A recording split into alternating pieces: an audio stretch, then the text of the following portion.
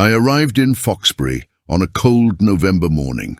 I had been drawn to this isolated little town by my work, a photography project about America's old rural traditions. Foxbury was the kind of place that seemed to have been left behind by time. It was full of decaying mansions, deserted streets, and a constant air of melancholy. But there was something in the people's eyes, a kind of wariness, as if they were always watching, always waiting for something. I knew the town had a history, but I had no idea how disturbing it would be. I was welcomed by an old local, Mr. Donovan, who owned a simple inn. He seemed to be the only one who hadn't yet crumbled under the weight of time. When I asked him what was interesting about the town, he paused and replied vaguely, "People like to forget what happened here. It's best not to stir up the ghosts of the past." That night in my room, I wondered what he meant by that. The town seemed to be hiding something, like a secret buried beneath the remains of the decaying houses. Over the next few days, I began to investigate the city. I spoke to some locals and took pictures of the buildings, but what caught my attention the most was an old church on top of the hill, far from everything. The windows were covered and the wooden door was ajar. Something was pulling me there, like an invisible force. I entered cautiously. The interior was dark and poorly lit, but somehow I knew that something was not right there. As I walked down the aisle, I found strange marks on the floor, as if something or someone had been dragged. At the back of the church, on a makeshift altar, were unlit candles and a circle of stones. Something inside me screamed to get out, but I was stronger. Curiosity consumed me. That was when I saw the book. It was on the altar, open, as if it had been left there recently. The pages were yellowed, but the text was in a language I could not understand. On the last page, an inscription in Latin, Ex umbra, tenebris vocamus, from the shadows we call the darkness. I felt a sense of nausea, and without thinking I ran out of the church. That night, back at the inn, I met Mr. Donovan again. He asked me about my day, and as if he were teasing me, I mentioned the church. His eyes darkened, and he warned me in a grave voice, "Don't go there anymore, that church is cursed. There are things there that should not be awakened." But something inside me wouldn't let me give up. The next morning I went back to the church, but it was different. The gate was locked, and around the structure there were signs of people, footprints, and unlit torches, as if someone knew I was there. I decided to look for more information at the local library, where I found an old book about the legends of Foxbury.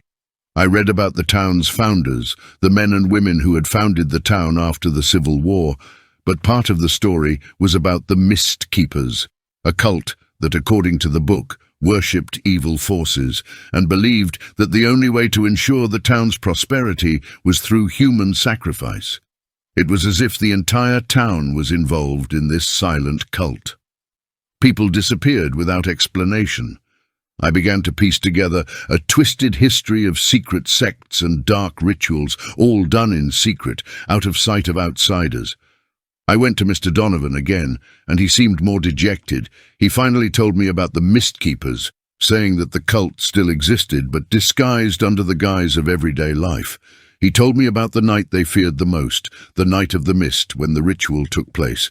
A human being would be chosen, often from outside the town, and brought to the church.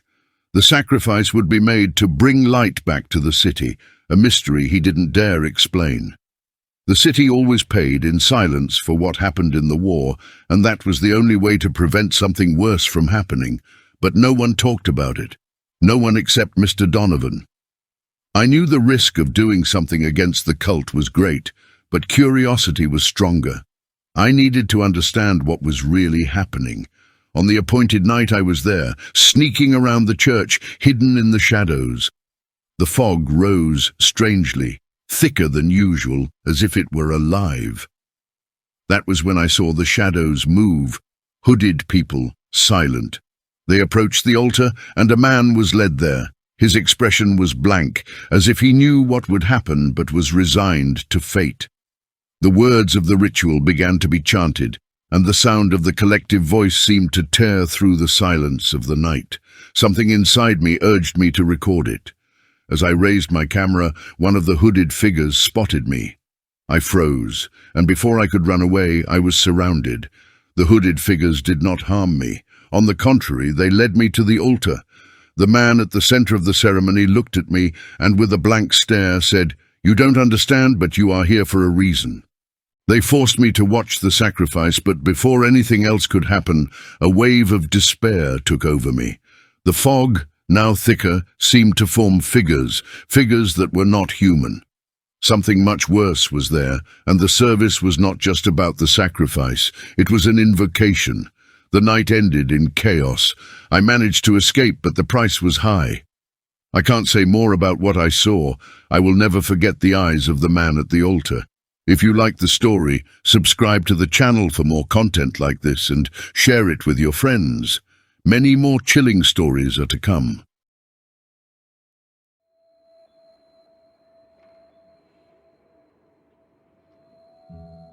I'd come to Black Hollow with the idea of starting over.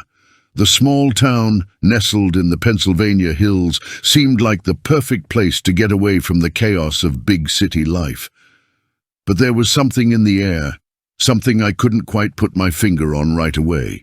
When I bought the old house on the edge of town, no one seemed to want to talk about it much. The realtor, a middle-aged man with a tight smile, handed me the keys without much ceremony, and before turning away, muttered something about avoiding the hills to the north. I'd read about Black Hollow in old newspapers, rumors about a town that seemed stuck in time, forgotten by everyone except its own residents. But with every step I took through the shadowy streets, an uneasy feeling settled in my chest. I felt like I was being watched. The house was old, but it felt homey. The large windows let in sunlight, and the smell of aged wood mixed with dust brought on a sense of nostalgia. But something wasn't right. At night, when the house was silent, I could hear whispers coming from outside. Sometimes it seemed like the wind was carrying distant voices, and I couldn't make out what they were saying. On my second day in Black Hollow, I decided to explore the town further. I walked through the central square, where a bronze statue of an unknown man stood, covered in moss and dirt. The place looked desolate, as if time had stopped there. At the local grocery store, a grey-haired man watched me silently as I bought some household items. He finally spoke, in a hoarse voice, asking if I was new to town. "You're brave, coming to Black Hollow. Not many come here for long, you know," he said, with a sad smile. I quickly left, not wanting to engage in a longer conversation. But as I walked through the empty streets, I noticed something strange.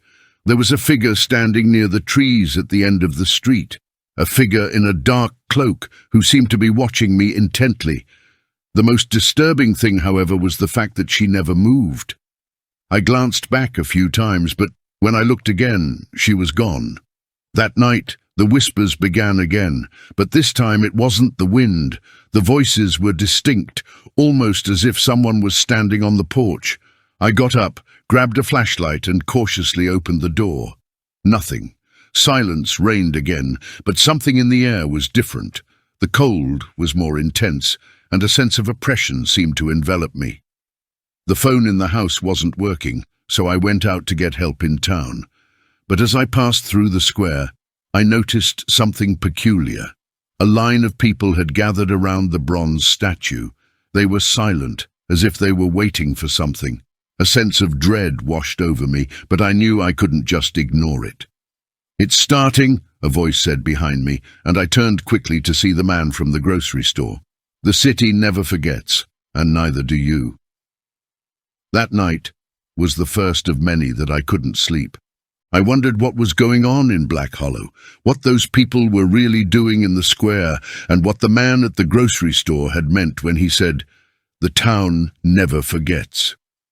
I began to realize that many of the people in town were more reserved than I had imagined, and some of them seemed to be in a trance-like state, as if they were waiting for something.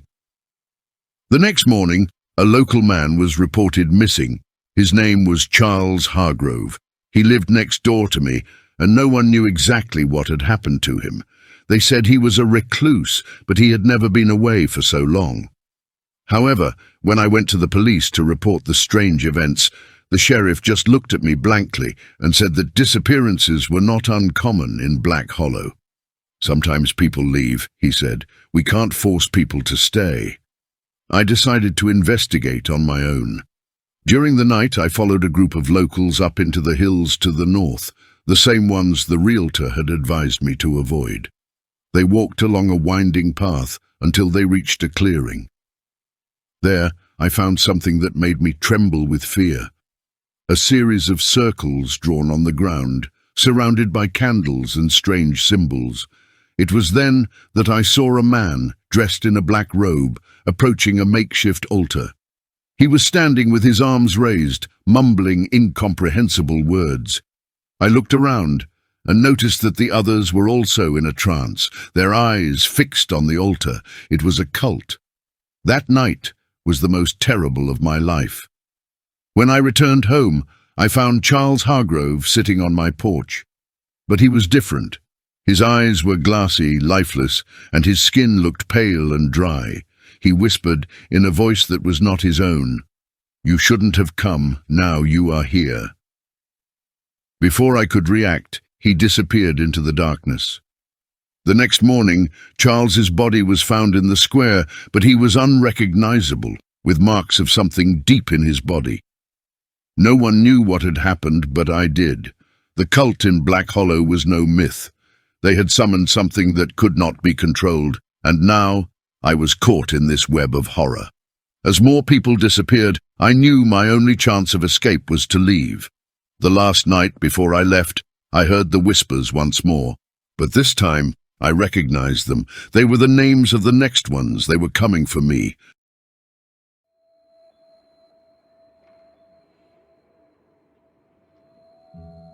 I arrived in Greystone on a crisp October morning, when the dry leaves danced in the wind and the shadows on the trees seemed longer than usual.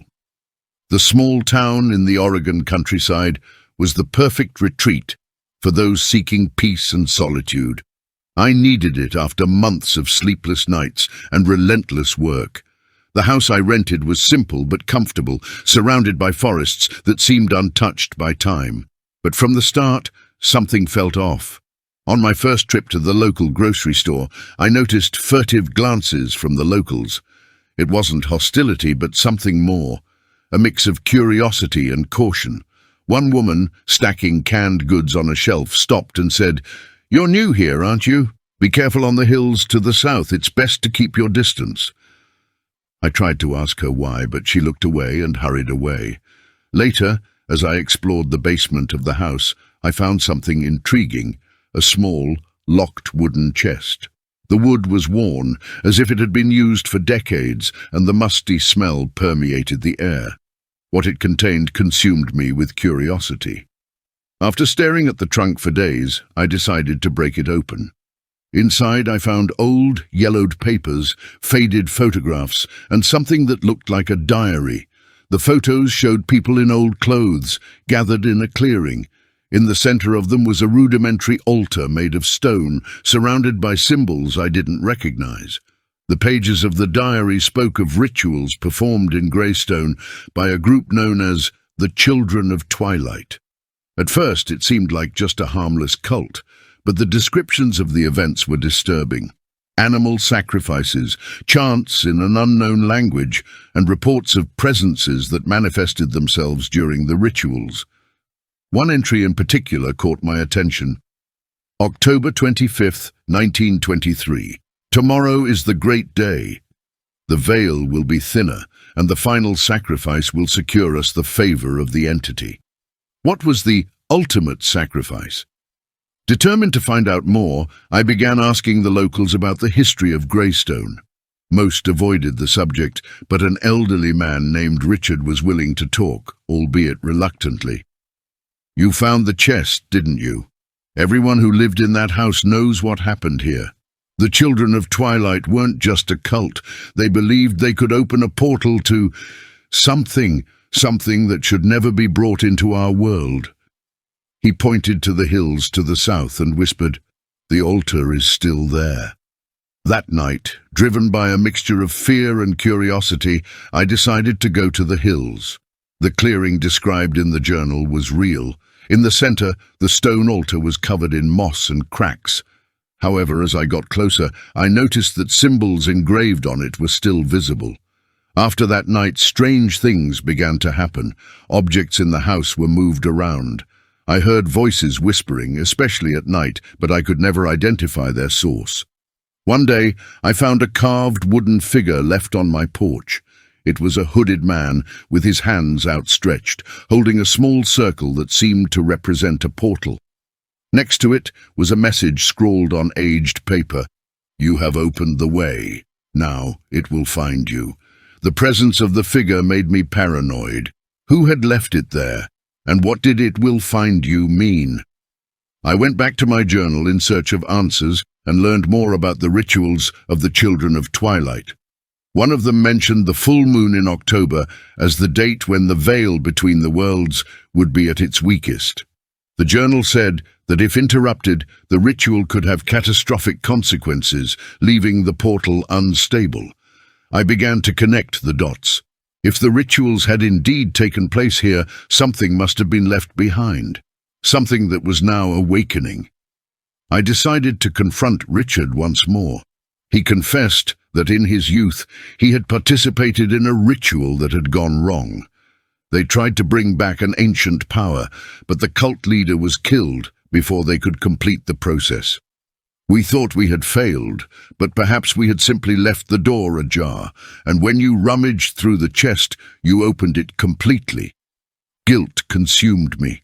I needed to make amends for what I had done. On the night of the full moon, I returned to the clearing with the items I had found in the chest. Following the instructions in the journal, I prepared a banishing ceremony. The symbols on the altar began to glow brightly, and an invisible force seemed to want to repel me. For a moment I thought I would not succeed, but then the voices fell silent, the air grew still, and the altar split in half. Back in the city, things seemed to have returned to normal. But one question lingered in my mind. Had I really closed the portal, or had I merely delayed the inevitable?